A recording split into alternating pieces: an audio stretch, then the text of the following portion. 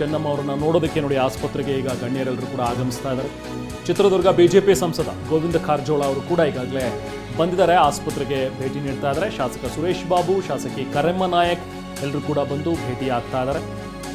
ಮಣಿಪಾಲ್ ಆಸ್ಪತ್ರೆಗೆ ನಂಜಾವಧೂತ ಸ್ವಾಮೀಜಿಯವರು ಕೂಡ ಈಗಾಗಲೇ ಬಂದು ಭೇಟಿಯಾಗಿದ್ದಾರೆ, ಅವರ ಒಂದು ಅಂತಿಮ ದರ್ಶನವನ್ನು ಪಡೆದಿದ್ದಾರೆ.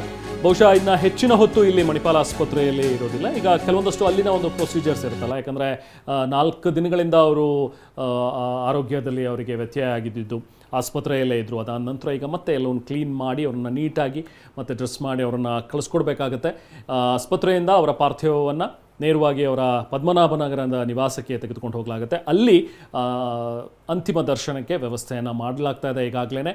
ನಾಳೆ ಬೆಳಗ್ಗೆ 11 ಗಂಟೆ 12 ಗಂಟೆವರೆಗೂ ಕೂಡ ಅಲ್ಲೇ ಅಂತಿಮ ದರ್ಶನಕ್ಕೆ ವ್ಯವಸ್ಥೆಗಳಿರುತ್ತೆ.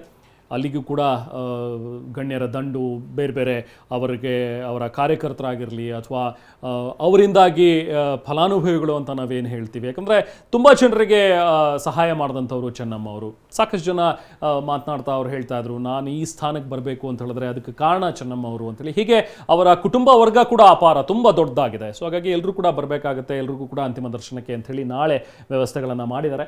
ಅದಾದ ನಂತರ ನಾಳೆ ಸುಮಾರು ಒಂದು 11-12 ಗಂಟೆ ಅಷ್ಟರಲ್ಲಿ ಅವರ ಒಂದು ಪಾರ್ಥಿವವನ್ನು ಹರದನಹಳ್ಳಿ ಅಂದರೆ ಹೊಳೆನರಸೀಪುರಕ್ಕೆ ತೆಗೆದುಕೊಂಡು ಹೋಗಲಾಗುತ್ತೆ ಅನ್ನುವಂಥದ್ದನ್ನು ಹೇಳಿದ್ದಾರೆ. ಇನ್ನು ದೇವೇಗೌಡರು ಸದ್ಯಕ್ಕೆ ಇನ್ನೂ ಆಸ್ಪತ್ರೆಯಲ್ಲೇ ಇದ್ದಾರೆ. ಸಹಜವಾಗಿ ದೇವೇಗೌಡರು ಈಗ ಆಘಾತದಲ್ಲಿದ್ದಾರೆ. ಯಾಕಂದರೆ ಇವತ್ತು ಸಂಜೆ ವೇಳೆಗೆ ಬಹುಶಃ ಚೇತರಿಕೆ ಕಾಣ್ಬೋದು ಅಂಥೇಳಿ ಅವರು ದತ್ತ ಅವ್ರ ಜೊತೆಗೆ ಮಾತಾಡಿದ್ರಂತೆ. ಆ ಒಂದು ಆಶಾಭಾವನೆಯಲ್ಲಿ ಇದ್ದರು. ಬಹುಶಃ ಇನ್ನೂ ಒಂದು ಕೆಲವು ದಿನಗಳ ಕಾಲ ನಾನು ಜೊತೆಯಲ್ಲಿ ಇರಬಹುದು, ಚೆನ್ನಮ್ಮ ಅವ್ರು ನನ್ನ ಜೊತೆಗೆ ಇರ್ತಾರೆ ಅನ್ನುವಂಥ ಒಂದು ಭಾವನೆ ದೇವೇಗೌಡರಲ್ಲಿತ್ತು. ಬಟ್ ವಿಧಿಯಾಟ ಬೇರೆ ಇತ್ತು. ಇವತ್ತು ಮಧ್ಯಾಹ್ನ ಅವರು ವಿಧಿವಶರಾದರು. ಈಗ ಮುಂದಿನ ಕಾರ್ಯಗಳನ್ನು ನೆರವೇರಿಸಬೇಕಾಗಿರುವಂಥ ಸಮಯ. ಈಗಾಗಲೇ ಸಾಕಷ್ಟು ಜನ ಗಣ್ಯರು ಕೂಡ ಆಸ್ಪತ್ರೆಗೆ ಬರ್ತಾ ಇದ್ದಾರೆ, ಭೇಟಿ ನೀಡ್ತಾ ಇದ್ದಾರೆ. ಈಗಾಗಲೇ ಮಾಜಿ ಮುಖ್ಯಮಂತ್ರಿ BS ಯಡಿಯೂರಪ್ಪ ಅವರು ಕೂಡ ಬಂದರು. ಹಾಗೆ ಬೊಮ್ಮಾಯಿಯವರು ಕೂಡ ಮಾಜಿ ಮುಖ್ಯಮಂತ್ರಿಗಳು, ಅವರು ಕೂಡ ಆಸ್ಪತ್ರೆಗೆ ಬಂದಿದ್ದನ್ನು ನೋಡಿದ್ವಿ. ಈಗ ಕರೆಮ್ಮ ಅವರು, ಇವರೆಲ್ಲರೂ ಕೂಡ ಬರ್ತಾ ಇದ್ದಾರೆ. ಗೋವಿಂದ ಕಾರಜೋಳ ಅವರು ಕೂಡ ಈಗಾಗಲೇ ಆಸ್ಪತ್ರೆಗೆ ಬಂದು ಚೆನ್ನಮ್ಮ ಅವರ ಒಂದು ಅಂತಿಮ ದರ್ಶನವನ್ನು ಪಡ್ಕೊಳ್ತಾ ಇದ್ದಾರೆ.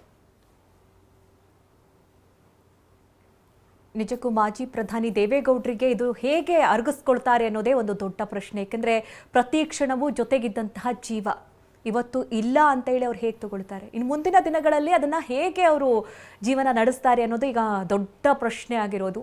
ಯಾಕೆಂದರೆ ಚೆನ್ನಮ್ಮ ಅವರು ಪ್ರತಿಯೊಂದು ಹಂತದಲ್ಲೂ ಪ್ರತಿಯೊಂದು ಹೆಜ್ಜೆಯಲ್ಲೂ ಕೂಡ ಅವರು ಜೊತೆಯಾಗಿದ್ದಂಥವ್ರು. ಆದರೆ ಇವತ್ತಿಲ್ಲ. ಆ್ಯಕ್ಚುಲಿ ಬೆಳಿಗ್ಗೆ ಮಾತನಾಡುವಾಗ ಸಂದರ್ಭದಲ್ಲೇ ಅವ್ರ ಚಿಕಿತ್ಸೆಗೆ ಏನೂ ಸಹಕಾರ ಮಾಡ್ತಾ ಇದ್ದಾರೆ ಅಂತ ಹೇಳುವ ಸಂದರ್ಭದಲ್ಲೇ ಒಂದಷ್ಟು ಗದ್ಗತಿತರಾಗಿದ್ದರು ದೇವೇಗೌಡರು. ಏಕೆಂದರೆ ಏನಾಗ್ಬಿಡುತ್ತೋ ಏನು ಅನ್ನುವಂಥ ಭಯ ಅವರನ್ನು ಕಾಡ್ತಾ ಇತ್ತು. ಆದರೆ ಇವಾಗ ಅವರಿಲ್ಲ ಅನ್ನೋದನ್ನು ಹೇಗೆ ತಡ್ಕೊಳ್ತಾರೆ?